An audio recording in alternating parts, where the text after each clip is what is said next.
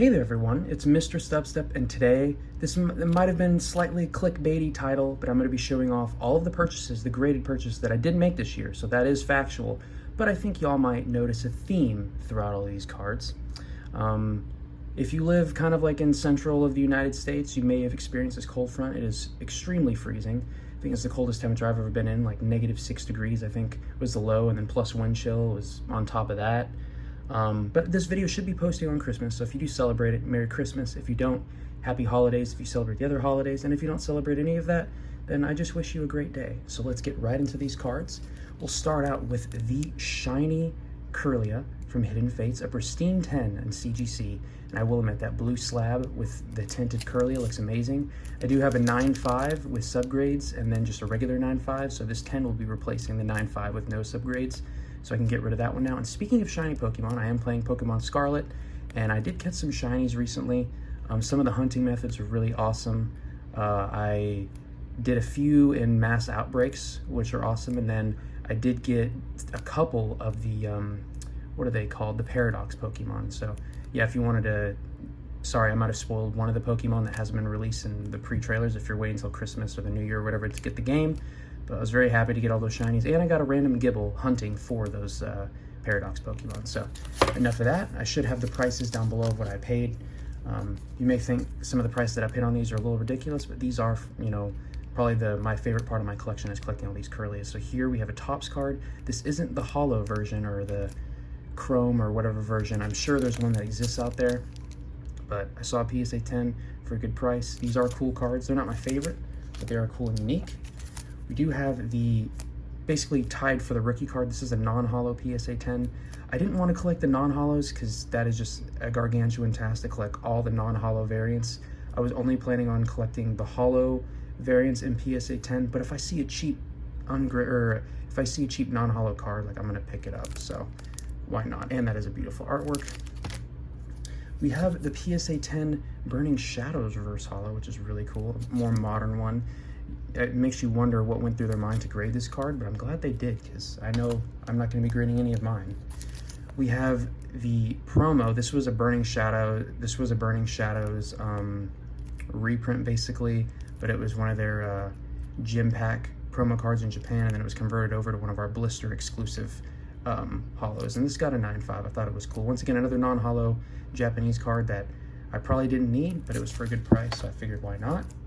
We have a BGS 9.5 of one of these Zukian card-ass cards, and I got the Quad 9.5, which is really cool, and it's just a nice Kirlia card. It's pretty unique. It actually has like a little bit of holo to it, if you can see the little like prism effect there, and then you can see the back right there.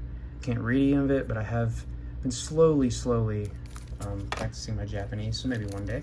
We have the GMA. I just wanted to get this card in a different slab. I like kind of comparing. This Kirlia from Shining or Hidden Fates is going to be like my base card of comparing different slabs just to see what I like and what I don't like. So there's that. And we have the start of me getting the reverse holos of all the Kirlias. Besides it, like some of the more older ones like EX series and all that stuff. And this is a Dragon Frontiers 9, first non-10. Finding these in 10s are really hard to find, and then the ones that are listed are so expensive. But I'm going to start out with 9s, and eventually, way down the line, when I have a ton of expendable money, maybe I'll shoot for the 10s. But the 9s are good placeholders for now. We have, oh sorry, I blinded everyone. We have the EX Ruby and Sapphire Kirlia reverse holo, tied for its rookie card, but this is the reverse. I love that simple reverse holo. Really nice looking card. Really nice. We have the 9 and the Dragon Frontiers. Just that, but it's the Delta species, so it's fire type instead of psychic. Now current day psychic and fairy, but that is a nice card in PSA 9. We have the EX Emerald, one of my favorite artworks for Kirlia, and the 9. Would like to get the 10 someday, but that reverse holo is just out of this world, literally. It looks like planets or a bunch of stars or something. Really good looking card. We have the regular Delta species Kirlia, which I really appreciate this artwork too, and a 9, and a lot of these are more recent certs, like in the 60 million, so it's not too bad.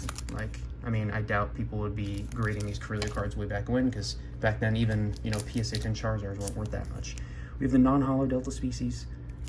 Not super going for these, but every single day, probably multiple times, I look up Kirlia listings on eBay, so if I see them for a good price, I'm gonna do it, and probably my favorite purchase this year and my most recent. I do have the PSA 10 Butler's Curlia. This isn't the more expensive lottery one. That one, I think the lowest listing I see is like $700, $750, or maybe like $600 something dollars, which I still think is ridiculous for that card. It is rare and, you know, not a high population. This one doesn't have a high population either. I think the last I checked when I scanned the QR code on the back, it was only 10 in the population. But this is a super common card. You can still find it for probably under $10.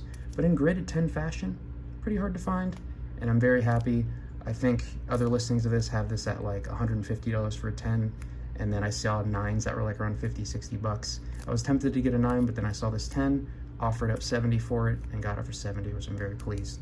So that is all of my graded cards that I picked up this year. I know it was all on theme. You guys probably think this is lame if you were looking for, you know, big baller cards. I don't think any of these cards are worth over $100, but I just wanted to show off what I got. Let me know if you've got any graded cards this year, or what your favorite graded pickup is, or if you're planning on grading cards or whatever, just you can talk to me. But I want to thank y'all so much for watching. This is a shorter video. Once again, this should be posting on Christmas, so Merry Christmas, and I wish you guys the best and a Happy New Year.